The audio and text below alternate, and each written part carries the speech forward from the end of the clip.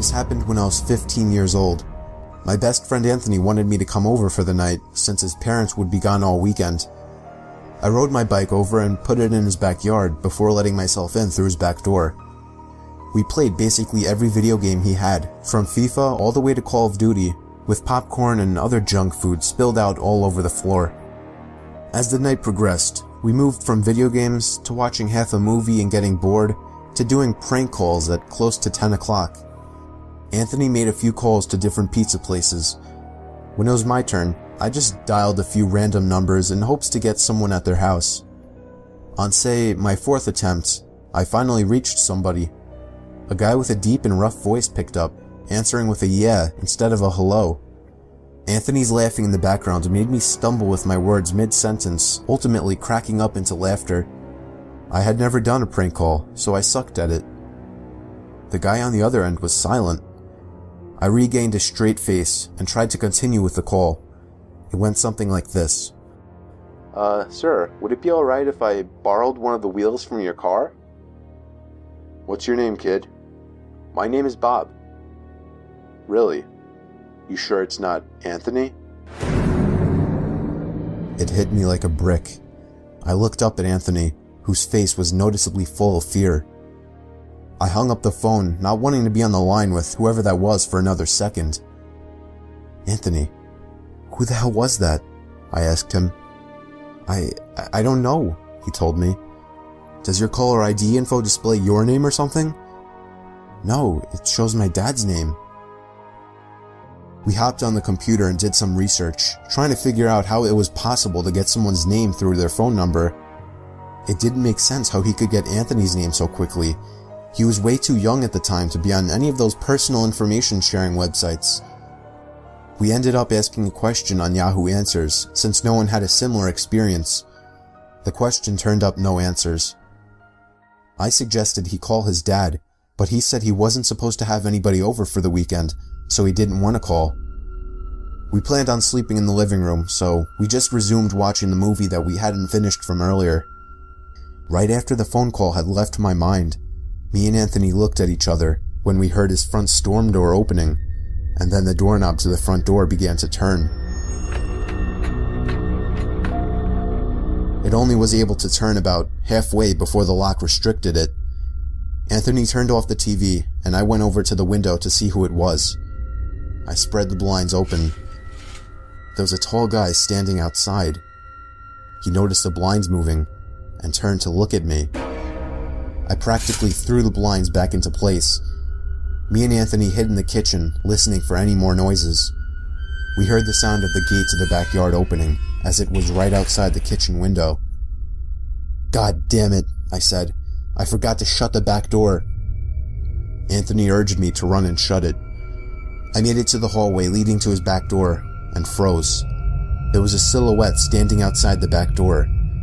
I don't think he noticed me, but he was surely looking into the house.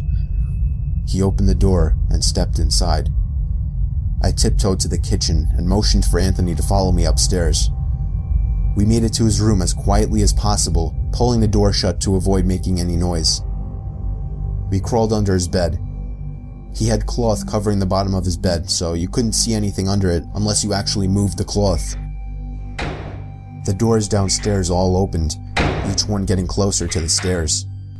Thumps finally began up the stairs, and he was right outside the door now. The door to the room opened. I could hear Anthony's breathing.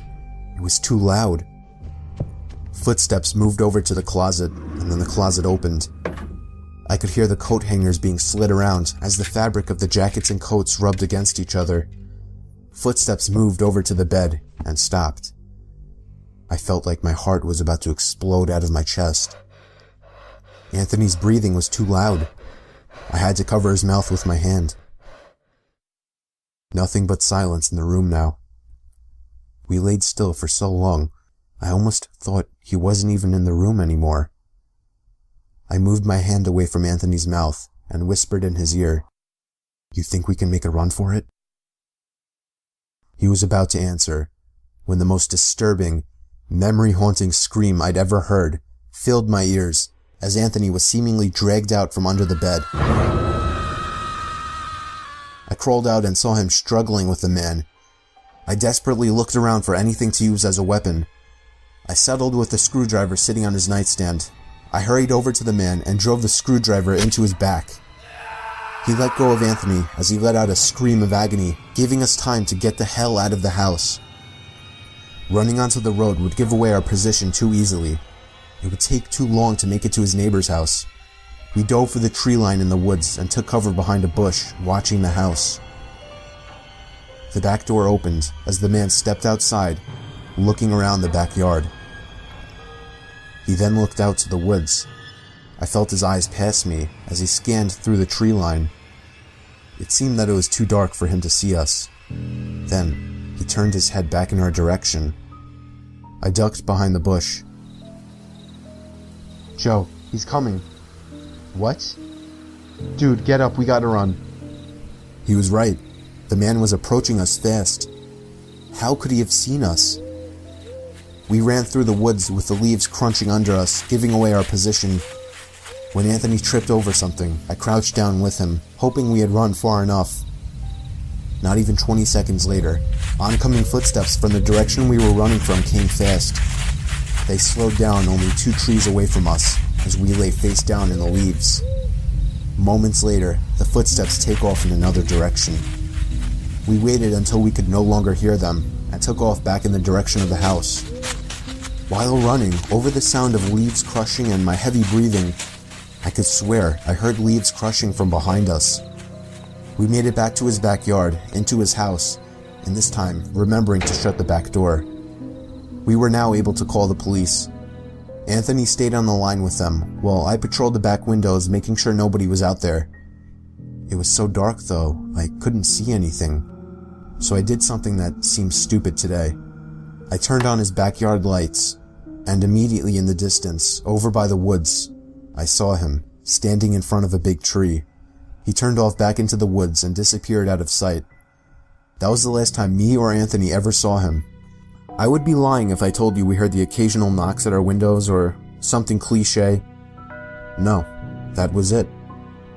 5 years have passed and nothing has happened. Do I wonder if it was somehow linked to the prank call? Maybe. Does it make sense? Not really. But yeah, this was the story of how me and my still best friend Anthony almost died during a break-in.